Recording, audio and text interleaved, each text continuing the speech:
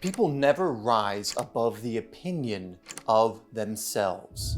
This is a quote that when I learned it really resonated with me because for most of my life, I was actually very down on myself. Suffice it to say, I didn't have a high opinion of myself. I constantly had negative self-talk swimming around in my head. I felt mainly negative emotions, and my actions absolutely reflected this. And I used to think that this is just the way that it is, this is how my life is, and there's no way that I can change it. How wrong was I? Later, as I spent years studying, learning, being mentored, and experiencing different events in my life, I learned that the way I had been doesn't have to be the way I am moving forward. In fact, I found that I could create a completely different opinion of myself than the one that was basically given to me when I was a kid, and that I could create my own empowered identity, and that through doing so, so much of the good in life would start coming my way. And that's exactly how it has panned out. Since shifting my identity, I have had every area of my life rapidly shift and improve. From attracting in a beautiful partner that's incredibly supportive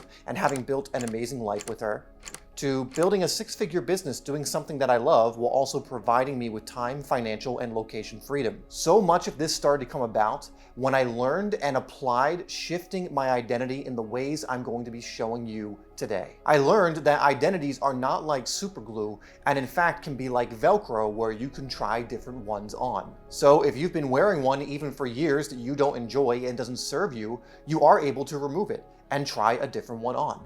Now, when you learn how to choose an identity that aligns powerfully to you and your goals, the results can be breathtaking. So let's jump into more of how this works, how you can do it yourself, and of course give you some practical tools that you can use right away to start shifting your identity.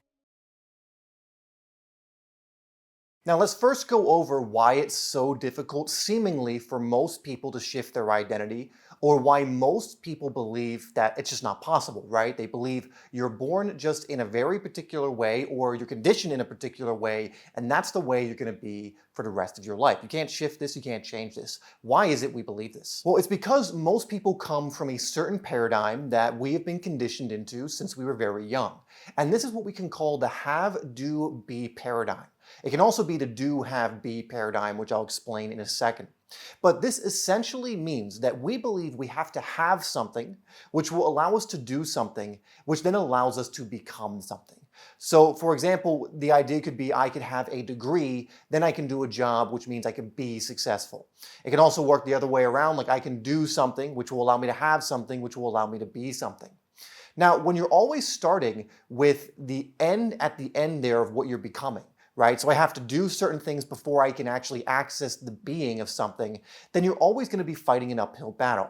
And when we're talking about the being part of this, so the be at the end of those two paradigms, we're talking usually about what it is you want to feel, the emotions you want to connect to.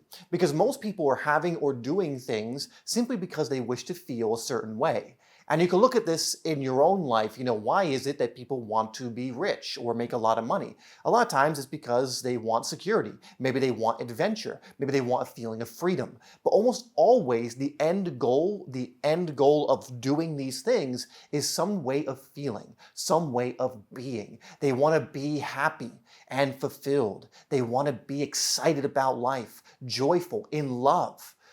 Willing to do these things. And so a lot of people are working from this place of I need to go do and have things before being something. And we're also going to go over why this becomes a self-perpetuating loop that you won't be able to escape unless you use some of what we're going to be going over today because of what's called the reticular activating system.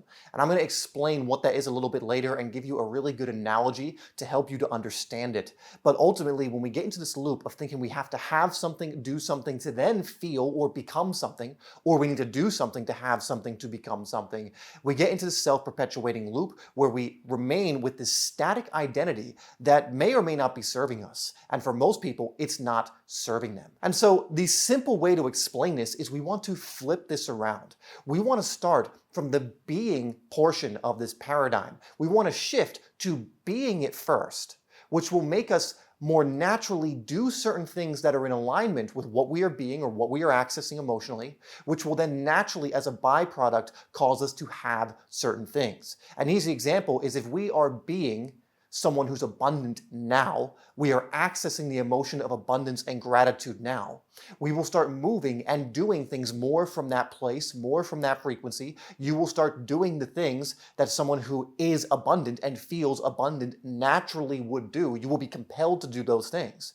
As you do those things, you will naturally begin to have the result of abundance because you're already accessing that, being that, coming from that identity. And as a natural consequence of that, you will have to start receiving the physical equivalents. For a lot of people, this is difficult because they look at their outside world to reinforce their inner world instead of using their inner world to create and really manipulate their outer world. Remember, the outer world follows the inner world. So if you're looking at the outer world and continually recreating a state based on your outer world in your inner world, you're just going to have a self-perpetuating loop that keeps recreating the same thing over and over and over again. And this is how most people are going about it. They use the sense data or what's happening in their physical to reinforce the identity in the inner, not knowing that they could change the identity first from the inner place, the being place, which will then cause the outer to change in that way I just mentioned. By being it, you will naturally do things, which will naturally cause you to have certain things.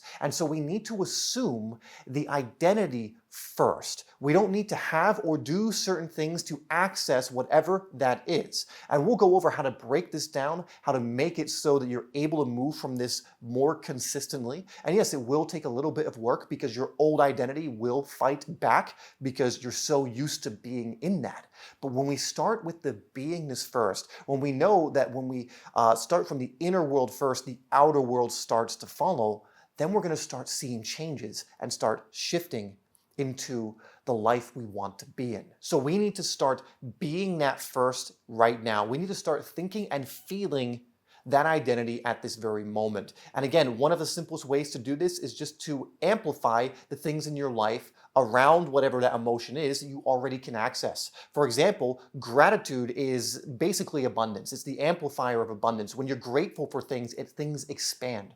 And so if you think you don't have access to abundance, just start being grateful in the ways that you can for whatever it is, right? So let's say you have enough to afford a home. You could be grateful for that. Enough to have food on your plate. You could be grateful for that instead of focusing on all the things you cannot have, right? Which, by the way, anyone could focus on no matter how much money they have. Pretty much anyone could focus on what they possibly couldn't afford in that moment. But you also could focus on what you can and what you're grateful for and what you do have and what you can expand. And by doing that, it puts you in that place, in that identity at this very moment, accessing that energy, which will again compel you to take certain actions from this new foundation, this new core, which will then create the natural result of having things at that level. Now, I want to play you a clip where I'm explaining what the reticular activation system is, and you can think of the reticular activation system like the bouncer of your mind that allows certain thoughts and feelings to actually get into your mind and denies other ones. Now, the reticular activation system simply plays with what it is you have identified that you want to come in or out of your attention. So this means if you have a current identity that is pretty negative, the bouncer or the RAS is going to help you to recognize more negativity in your life. And this is why we can't just keep doing and having and expecting to be something else. Because the reticular activation system is just going to keep showing you what you already are being. So this is why we need to change it. But I'm going to play you this clip explaining the RAS, explaining how it works a little bit better, and a few things you can do in order to start shifting it. And then we're going to go over a powerful analogy to help you start giving the RAS different things to look at, which will help you to wire in this identity you want to have. You have what's called a reticular activation system. Now, a reticular activation system is essentially something that tries to reduce the workload of your conscious mind. Because in your subconscious mind, you have all of the patterns, all of the beliefs, but if you were to try and consciously juggle all of that at the same time, you would go crazy. You wouldn't be able to do it. And so your reticular activation system is always on the prowl, always looking out to see what is deemed as important for you to put your attention on. And guess what? It is your beliefs that play a big part on what your reticular activation system believes is important or not. So for example, if you have a belief about money that, money doesn't grow on trees and you never have enough of it, your reticular activation system will bring things into your attention throughout your day that reinforce that belief because it has been trained to see things that correspond with that. Because it's in the subconscious, it's deemed as important, so it will continue to look out for more and more evidence that that is the case. Think of your reticular activation system as like a bouncer at a club. And in the club is the things that get into your conscious attention. And so all of these things, like everything is coming towards the door for the bouncer, and the bouncer, the RAS, the reticular activation system, can only let in things that are deemed important or who are on the list of guests for the conscious mind. And so let's say you have a more negative outlook on life and a positive outlook starts to approach the club. The reticular activation system is going to look at the clipboard and go, nope, you're not on the list. I'm not putting you through to the conscious mind.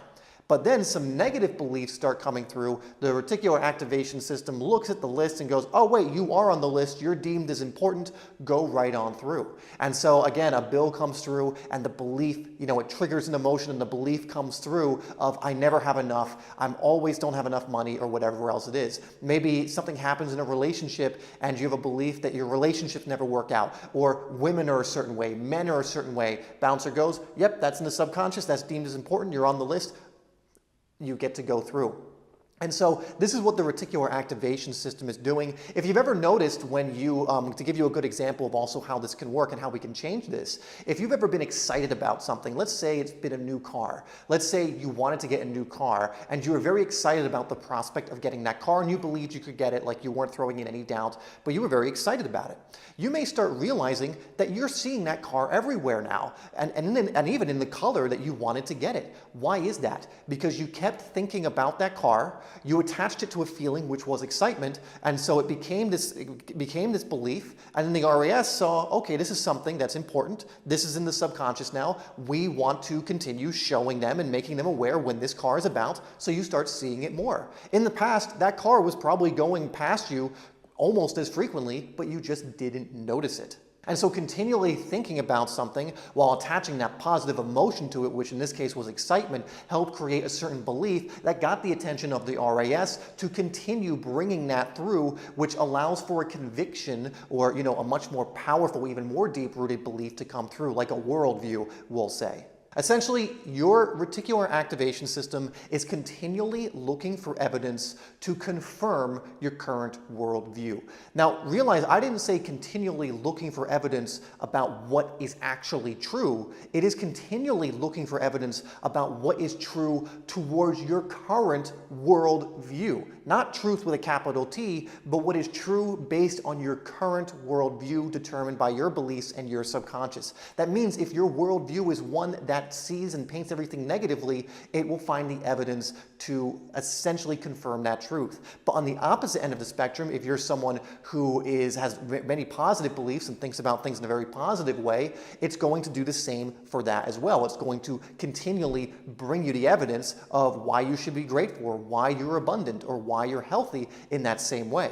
And so it can either be our best friend in that way, or our worst enemy if it's more on the negative side, but we can also, again, deliberately start uprooting some of these beliefs that are causing this negative sway and start planting the beliefs that are going to get you to be more positive, which will end up bringing more of what you want into your life. Now, this obviously will act as a self-perpetuating feedback loop if we don't do something about it.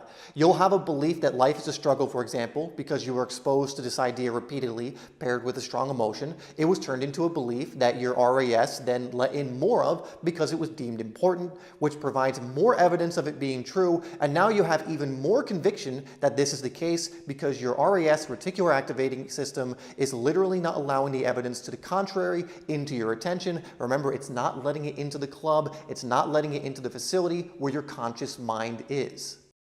So as you can see, because of this, we need to start making the unconscious conscious now. We need to be giving the RAS something different to let in to the club, so to speak. We need to be more conscious with these things, because if not, and we're operating from an identity that's giving you what you don't want, it's just going to keep letting those thoughts, those feelings through, and it's going to keep you away from the life you actually want to live. So when we're being it now, we start presenting new information, new things for the RAS to pay attention to. It starts to work in our favor. Now, I want to go over an analogy that I think is really powerful with being able to create these new connections, these new kind of neural connections in your brain that allows you to think more positively and start shifting your identity. So imagine that the different neural connections in your brain, the things that are easier for you to access, are like tracks in the snow. And all this means is the things that are stronger from a neural connection standpoint are the pathways you have walked down or you've fired more often than not, right? We have certain habits, and they're habits because we've walked that path in the snow more times than we have other things. So it's a very developed path. It's easy to walk through. There's not much snow covering it. And then for other things, let's say new identities that you're looking to form, it's a completely snow-covered pathway, so it's harder to trek down that path, which is why it's harder in the beginning. There's more resistance when you try to install a new identity, create a new habit, etc. But when we look at it from this perspective, we need to just keep walking that pathway. And the more we do, the more that groove will be created. The more we take attention off the other pathway that's not serving us, and snow begins to cover it. And this is to say, the more you move away from the identity that's not serving you, and you catch yourself when you're engaging with it and change or choose differently, the more snow will cover that pathway because it's no longer firing and wiring.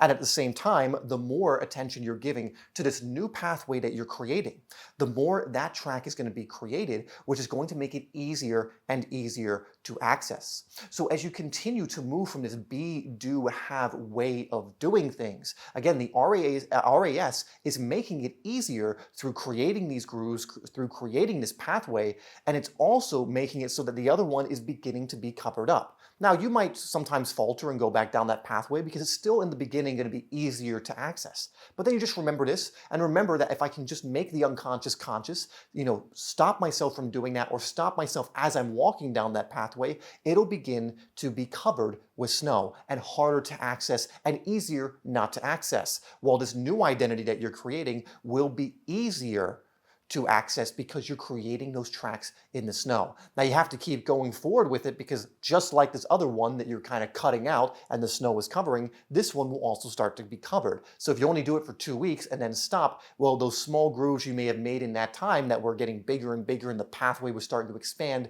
will begin to be covered as well. And this is why a new future is always available, because at any moment you can start to create a new pathway in the snow and allow the snow to fall on an older pathway that you no longer want to be so present in your life. And so for that old identity, and we're going to give you some tools that help you to stop walking that path, and some tools that can help you start walking this new path with this new identity that you want to create. But again, we have to be it first. We have to walk the pathway first. We can't just not walk the pathway and hope it is created and then we'll connect to it or whatever else. We have to start walking that pathway first. We have to be it and connect to it first, and then it begins to become more second nature.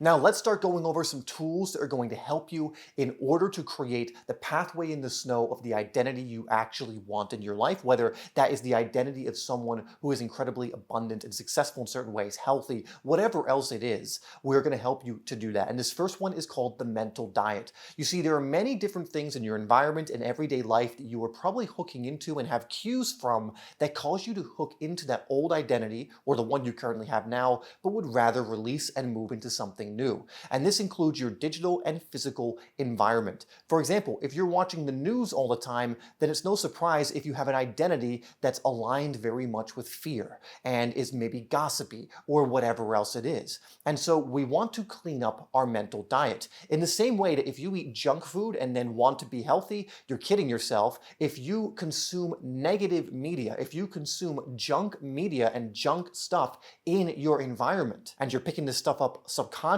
as well as consciously, then you're kidding yourself if you're trying to create a healthy new identity. It's just going to be so difficult to do. So start to remove the things in your environment, both physical and digital, that reinforce the old identity that you no longer want to have, that continue to create these tracks in the snow, usually unconsciously because you see it and then you just find that you're walking this pathway without even realizing it. It's activating your RAS and it's giving you more of the same. What are the things in your environment, your digital and physical, that you can start to release and let go of that are going to make it so you're not hooking into these things? So that's what's going to help us release the old identity, by getting rid of those triggers and things in your environment that just unconsciously put you into it.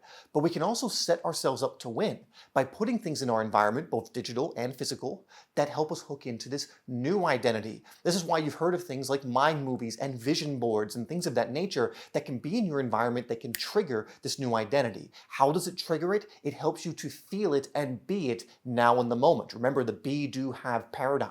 And so what are different things you can put in your environment, put into your digital and physical space, that help you to trigger the feeling of this new identity you're looking to install, and help you to now unconsciously walk down that pathway in the snow, creating deeper and deeper grooves in that pathway, making it more and more familiar. Again, things like vision boards can be great. Things like different quotes in your environment. On your digital space, again, a lot of the digital space, I will say, is removing the distractions, because so much on the digital space is distraction. But again, you can also be watching stuff like this. You could be reading books that help put you in that frame of mind, reading books from people who succeeded in the ways you're looking to succeed, or have traits that you're looking to install in your own character, in your own identity. If you can fill up your space with things of this that inspire you and motivate you, instead of things that cause you to feel hopeless or whatever it is the old identity was doing, this is going to go a long way to helping you, again, more unconsciously develop these grooves in the pathway. You want those triggers in your environment that, again, support you on your journey, not things that become anchors on your journey and hold you back. So again, just remember the mental diet. And this can be even sometimes more difficult to get a grasp on than the physical, like actual healthy diet that where you're eating good food, because there's so much around you that can contribute to an unhealthy mental diet. For example, a lot of people watch the news, absolutely junk food for a mental diet. It might be you have that friend you gossip with all the time, junk food for a mental diet. Do with that what you will. I'm not saying what you should or shouldn't do, but the fact of the matter is absolutely junk food for the mental diet. And these things, again, if you do not get a handle on them, when these things happen in your environment, it's going to be very hard not to hook into the energy of that and start walking that old pathway in the snow that reinforces the old identity. The next is a great exercise you can do, and it's to just ask yourself, what would it feel like to be in this identity? What would it look like to be this next version of myself when I'm in this identity? And to actually journal about this, to really, in as much detail as you can, describe what your life would be like, how you would feel, how would you move if this identity was here now and you were operating from it all the time. Especially focus in on how you would be feeling. And you can go as far as how that would manifest in your life, so you think, what that would look like, what you would have in your life, but especially focus in on how you would be feeling when you have this identity wired in. Would you be insanely joyful? This immense feeling of freedom, gratitude, love, whatever it would be. What would it be on a daily basis for most of the time that you would be feeling? And then very simply from there, you aim to connect to this daily really as much as you can. Because remember, that being part of us is that feeling part of us. What emotion, energy, emotion are you connected to in this infinite moment? Meaning, again, 24/7, this is turned on. There's, no feeling joyful for 5 seconds and the rest of the day crappy and thinking you're going to switch your identity. The more you can access these emotions that you've now identified, this new identity does access all the time, the more you can start being that now, the more you will create those tracks in the snow to becoming this person, which is simply just a future version of you. But you have to take the initiative and be it now. And so identify what that looks like and start doing more of the things that you've identified this new identity will be doing, especially things that help you feel that way, and especially taking time to access those feelings. Because if you then start doing things that cause you to feel joyful, or learning how to just be in that emotion by itself, or happy or grateful, and you start doing that more often, you're going to find you're then starting to do things that are in alignment with that. And you're going to start to find, maybe without even really noticing at first, that you now have certain things that are in alignment with that as you keep doing this. And so the more you can think from this place, you can feel from this place, act from this place, the more you are going to start being this person. And this will start to create the new tracks in the snow that really wire in this identity. Now, final thing I'm going to give you, I already mentioned it kind of briefly and in kind of little bits and pieces, but just to give you it as a deliberate practice, is to catch yourself. Because what's going to happen, like I mentioned earlier, is the old identity is not going to just go away. Again, it still has a pathway in the snow. There's still a lot of neural connections towards it. And so it is going to try and suck you back into it. It wants to survive. It wants to be there, right? And so you need to catch yourself when you fall back into this identity. And this is where you need to make the unconscious conscious. So if you find that you're just kind of blindly going down that pathway again, and it's just automatic because it probably is at this point, you just snap yourself out of it. You make the unconscious conscious. And the thing is, every time you do this, you start gaining some of your power back, because then you stop going down that pathway, you readjust and go back down the new pathway, and again, the snow starts to cover that old pathway once again. And as much as you can, whenever you catch yourself thinking, feeling, or doing things that align to the old identity, try and snap yourself out of it. Now, if you don't every time, don't feel guilty or bad about it. It's okay. It's a normal part of the process that sometimes you will fall into this. But the more times that you can catch yourself, readjust, and get back on the horse, so to speak, towards this new destination, this new pathway you're creating, the faster this is going to work. You will also train the habit of catching yourself. You'll be creating another pathway in the snow of being able to catch yourself when you go unconscious and be able to make a new conscious choice. And remember, choose, don't change. It is not for you to change what that old identity is. It is there and it is something that can be accessed. But what we're doing is not trying to change it. We're choosing a new one. And by doing so, this one starts to become deprogrammed, and this one starts to become more programmed in for you. So don't get angry at the old identity. Don't try and like destroy it or whatever else. Just start choosing differently. Start being differently, and new results will start to come in. Now, if you want to essentially guarantee that you create this new identity for yourself, and you can do it in a way where there's no guesswork, where we help you, guide you through this, keep you accountable, and just make sure that you do the work, trust the process, and get the results, then I would check out our reality creation program, EMF, which you can learn more about through the first link in my description, where it'll show you more of how the program works, the results other people have gotten, the amazing results others have gotten, and also some little things you can take away from that video and start applying right away. So if you are interested in doing this for real, really committing to this and getting great results as a result of that, then I would check that out down below. Now, as you go to create this new identity, you may notice that there are certain bends in the river or chaos that comes up, again, as this old identity starts kicking up a storm. What do you do in these moments to not fall back or to fall victim to that? Well, I go over that in this video on how to embrace the storm, the bends, and the chaos so that you come out the other side unscathed and with that new identity wired in. And this is a crucial part of the process a lot of people trip up at. So if it is something that you think will be beneficial to you, I'd go watch it so that you no longer take one step forward and one step back over and over again.